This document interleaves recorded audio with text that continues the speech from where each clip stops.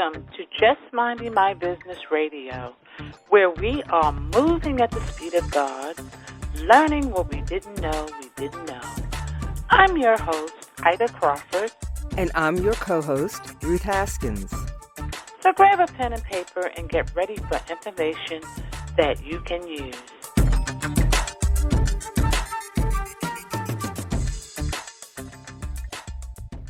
Today, we welcome the authors of the upcoming anthology, Courage in Cannabis, envisioned by Dr. Bridget Williams of Green Harvest Health, a holistic health practitioner. We look forward to sharing with you, our listening audience, insights and experiences on this controversial topic. Our next guest is Adilah Anwar, who oversees 8 committees on behalf of a risk and compliance organization called the National Association of Black Compliance and Risk Management Professionals. Adilah utilizes her extensive experience and knowledge in financial technology, actuarial, and risk and compliance industries to help picture opportunities in different industries. She has had the opportunity to work on behalf of some of the world's largest bank-branded fiduciary projects. Now, Adilah shares her business acumen regarding the cannabis industry and the upcoming anthology, Courage in Cannabis. Welcome, Adilah. Yes, welcome, Adilah. We are Thank you. So honored and privileged to have you. Wow, you have been a busy bee. I have. Yes, you have. So get into a little bit about what you've been doing so that the audience can understand the different roles that you play. Okay, so right now, what I'm doing is I work on behalf of Deloitte as a senior consultant. But outside of Deloitte, I'm doing something I feel that's even more so important. I'm working with a lot of individuals in the I would say the governance sector, helping them to understand risk and compliance in different industries. I work on behalf of NABCRMP. NABCRMP is the National Association of Black Compliance Risk and Risk Management Professionals. So basically, why that work is so important is because we as Black Americans in society, we've been shut out of different industries and a routine model. Mm-hmm. What we're doing is we're taking back some of that power and bringing in this initiative of the DEI perspective that was legislation passed by the United States government, which is basically telling all different industries that they need to have representation of Black and brown people in those industries. It's made into law for the Fortune 500 companies. Those Fortune 5 companies are now required to have Black and brown people on their boards, or else they get fined. So essentially, NABCRMP, we're running with the initiative of being able to, come into these industries, let them know about our presence, because a lot of times they say, well, we don't see any Black or brown people working in regulatory and risk. We can't put them on the board because they don't have the experience. Well, no, they exist. And our organization has over 200 members that showcase not just an existence, but professionalism. We are corporate professionals, those C-suite professionals working on behalf of some of the world's largest companies. So the fact that we don't exist doesn't diminish, what our goal is, because we do exist and we're basically out here in front, letting people know that we are here. And addition to that, I'm an entrepreneur. I've basically attained property in Maine, about 100 acres. What I intend to do with that property is begin a project, basically, helping people who in a legal state like Maine to have a piece of the pie and be able to grow. We want to bridge the gap between generational wealth. We want to allow people the opportunity to learn about wealth, but actually grow up in a situation where they're not impoverished anymore. I think that we have enough technology and we have enough ability in this world to be able to to stand up and take some ownership now with our with our own money and skills. And I think that we're coming into that in this world now. Absolutely. Wow. Wow. What an amazing place to be. It is. And, I'm just looking at it from a vantage point at first of technology. And that's what brought me on to building in my work group, the cannabis industry. Already I would say we've been ostracized as a Black community. The cannabis industry has not really been friendly to us. No, not at all. So and many, so many Black and brown people have been much money in it. Incarcerated. Just incarcerated. Well, we're the poster child of the crime, of the DARE programs, of the Reaganomics. We're those poster children, of those times. And now what's happening is that with this industry, there comes a penalty for everybody. It's just not a Black problem. It's not a white problem anymore. It's about medical utilization. It's about availability across the rest of the nation. It's kind of unfair to say, yeah, it's legal in this state, but it's not legal in that state, because now we have to look at the guidelines, whether or not, it's even ethical to allow somebody else to have an advantage over another person. Yes. Absolutely. We talk about ethics, and that falls under risk and compliance. So basically what I've been doing is going on educational tours with my group, utilizing Clubhouse as a platform to kind of give information from each different industry to kind of explain, what is cannabis? What does it mean to you in your work industry? What does it mean as a doctor? What does it mean as a lawyer? What does it mean as an individual working in the corporate world? Because at some point in time, what people don't understand and realize, we have to interface with this. Yes, we do. Yes, we do. We do. Everybody's going to have to get an education on this, whether or not you want it or not. Yep. Because they're making decisions. They're making decisions in the boardroom that affect all of us. If Walmart makes a decision in the boardroom about cannabis, and they have somebody who's making that decision who doesn't have education about cannabis, then it affects everybody, and it affects Walmart, and it affects people who are on the board. Yes, because I'm glad you brought that up, because one of the things when this first started becoming legal was a lot of companies drug test. How that's not viable anymore. It's not. And as you see, large companies like Amazons of the world, they're taking a step back, and they're like, okay, well, maybe we should stop testing for cannabis because it is legal in these states, and maybe we shouldn't be looking at that as a ding for drug testing anymore. There's large companies like that taking that step, and I believe that if Amazon is doing it, there's going to be more following the same path. Without a doubt. Yes, because I mean, it's here to stay. I don't know how it got illegal in the first place. It's a plant. Absolutely. And the fact that we're fighting about a plant, I believe that even raises the stakes even higher. This is something that grows out the ground. And, I won't even get into the avocation part of it. It's business. At the end of the day, it's business. Business is basically you're denying everyone here and you're giving everyone here a privilege. It's secular at this point, and everybody should be on one page. Yes.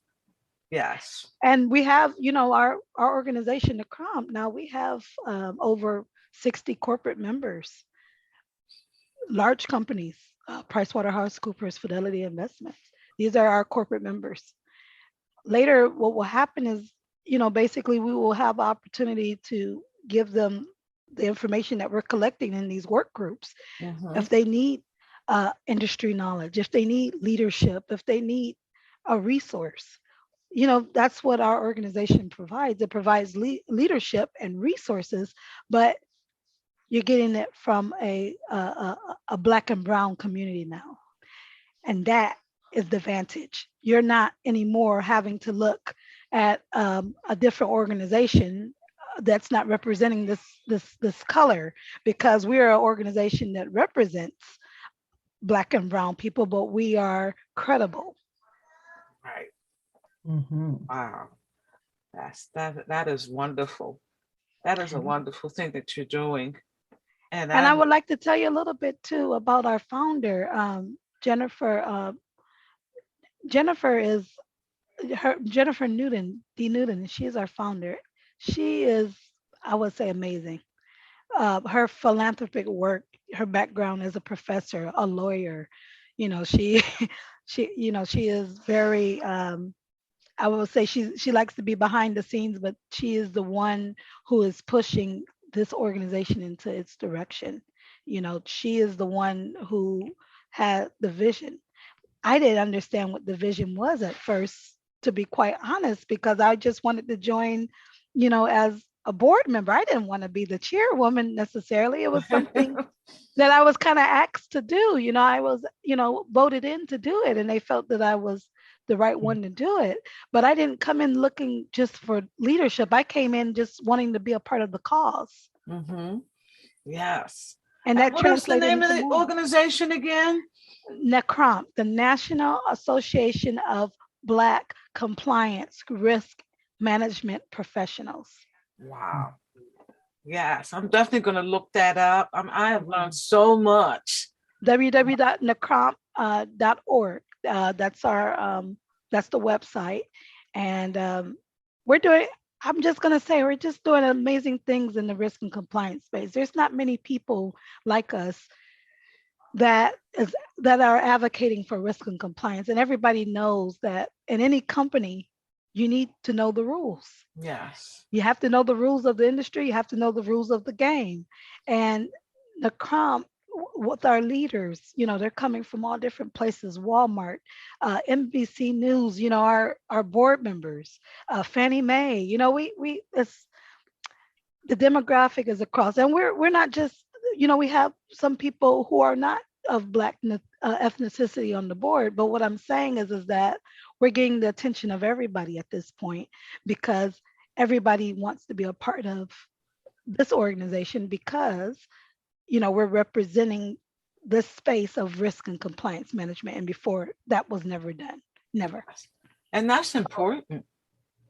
Absolutely. As I hear this, I might guess my question is, are you saying that NABCRMP, the CROMP, yes, is really putting a face to the fact that the Black and brown people in this country are a force to be reckoned with? Absolutely. And putting them in the position to be a force to be reckoned with, because all of these other companies are being brought together in a congenial way to look at what they need to do, not the old affirmative action model, but rather something real, concrete, that will last, that cannot be taken out by legislation. Absolutely. The legislation is already in place. There is legislation right now, today, on Capitol Hill, that states that the SEC has to have a collection from the companies who is representing their boards. The boards have to be diverse. The DEI clause, the diversity and inclusion and equality challenges. This is the legislation that was put out. Challenges each and every Fortune 500 company that's publicly traded to put somebody on their board who is of ethnicity of different than other than white, because there's a lack of diversity, and we know it in this country. So now they have to, if they're publicly traded by the SEC's standpoint, they have to put more diversified people on their boards. They can no longer have just a board that looks all white. It's not feasible anymore. I know my company internally, Deloitte, they're making the change. They have a robust program, and they're doing it, and these Fortune 500 and Big Four industry leaders like the PricewaterhouseCoopers and the KPMGs and the Deloittes of the world, they are putting forth the effort too to implement what it is, because this is these are the people who's governing and guiding other companies. We're consultants, so we have to ensure other companies are doing their due diligence as well. But this is across the board now. This is, I would say, within the last year after George Floyd. This is something that's really came That's up. what come into this. Yes. Okay. This is most interesting. Yes. There hasn't been anything like this. There's never been anything like this. This is very different. If you really wanted me to really dig in, it's really its own movement. We had the civil rights movement, right? Yes. Now we're having a movement, whereas we have to be, it's law. We Right. have to be represented across the board. So when you see this term DEI, and you see it, I mean, I'm sure you're starting to see it pop up everywhere, right? Yes. Because it's the law now. It's kind of like the civil rights movement of today, honestly. Yes. Okay. And That's one of exactly the things it. that I noticed it in first was commercials. That's the Oh, first yeah. place that I noticed. I started seeing more Black and brown people in commercials. Mhm. And it was very noticeable. I was like, wow, they've got more Black and brown people in commercials now. Constantly. Now they're just like the LGBT, the people who are for the gay rights. Right.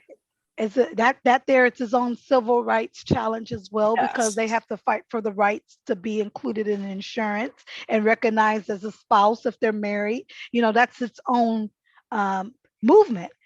This Mhm. DEI is a movement to include Black and brown people into work society. You can no longer close the door and say, no, you don't qualify, or you're overqualified. Now you really got to figure out, why am I overqualified, or what Mhm. does it mean to be not applicable? You can't use those vague terms anymore. Right. Exactly. Wow. There must Wow. be some Adilah. personnel managers who are losing their minds, Yes. who are losing their minds. And Oh that's what's my. happening. A lot of the companies, that's why they're banding with our organization, because we're providing resources. We're here as a resource. We're here as the people on the ground working in the industries. What better place to go than to talk to the people who's working in these industries who are Black and brown? They'll tell you. We do recruiting for them now. We post that on our website for them. Oh my. We have different work groups that are collaborating with leaderships across the board to bring in more perspective, because it's lacking and they need that. Yes. Yes. Oh, that's all I Wow. can say is thank you for bringing this to our attention. This has been a phenomenal night. Yes, it This is has. something that I'll honestly say I didn't know anything about, but now I do, and I will be looking for it and be aware of it when I see it come to the fore, because it's going to come to the fore. It's not going to be hidden for much longer. People don't know about it. It's his will. own movement. And Yeah. like you said, for those who don't know, they're gonna know, Oh, because yeah. I mean, it's here. And just like the cannabis industry, it's here. Now it's about building the foundation. And Yes. that's what we intend to do as an organization. And that's what I intend to do as an individual. I don't care about the money. I care more about the laws in place to help people be protected from a fiduciary level, from a leadership level, from a level of legacy. We want to protect our legacy. Now we've been slaved. We've been told that our voice doesn't matter. Now we have these technologies in place. We have an opportunity to gain the vantage and the control. The banks are closed. They were closed to us before, but now we have all these different apps that are available. We have the currencies that are available. There's no need anymore to say that we're being closed out of society. We got to take control. That's what we're going to do. That's All right. righty now. All righty now. We're going to have you back too. Yes. Because this is something we need to dig deeper into, that people need to hear more about and really understand what's at stake and how to get a stake. For years, for centuries, we have not had a stake in this country. Yes. And every time we did get a stake, something mysterious always happened. You know, our whole communities were burned down. Now it's time for us to understand how to take a stake, literally take a stake. And that can't happen anymore. You know, you can't burn down the internet.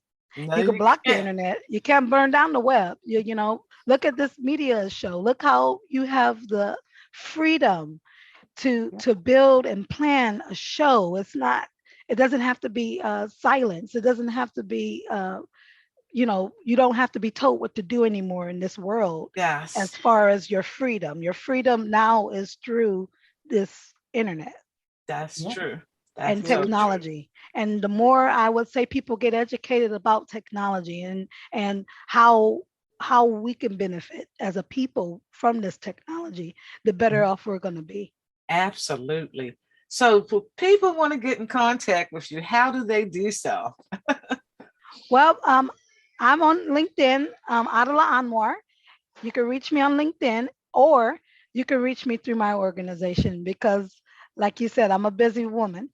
But but definitely reach me through www.NABCRMP, NABCRMP.com. Oh, excuse me, .org. Okay. .com, I'm .org. definitely going to be visiting because this is like, I'm interested in things like this in terms of, you know, getting equity for our people is huge. I'm just going to say this in closing. There's a lot of money on the table.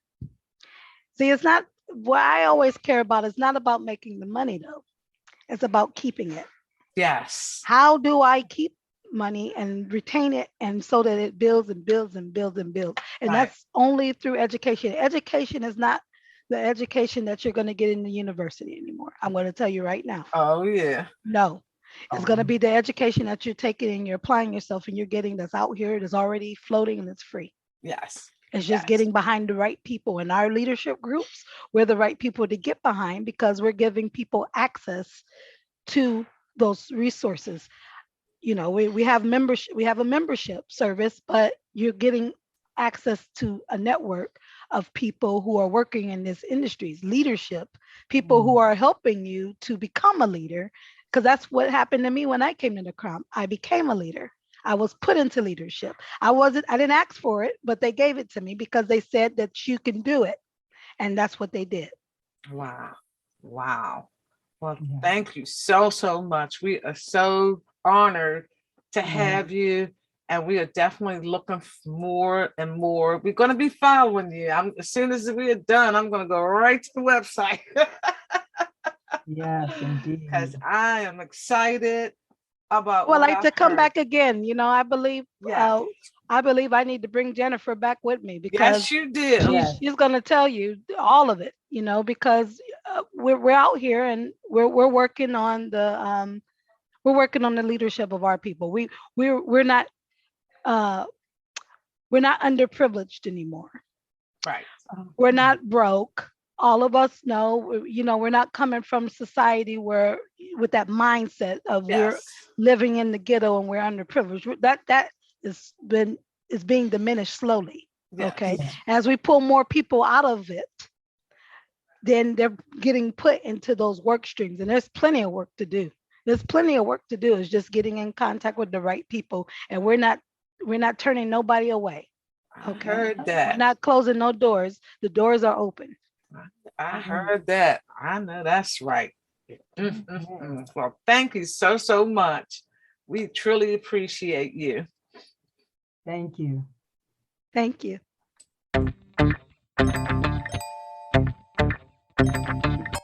Thank you for tuning in to Just Minding My Business Radio. I'm your host, Ida Crawford. And I'm your co-host, Ruth Haskins. We hope you enjoyed the show and appreciate you stopping by. Many blessings to you and yours.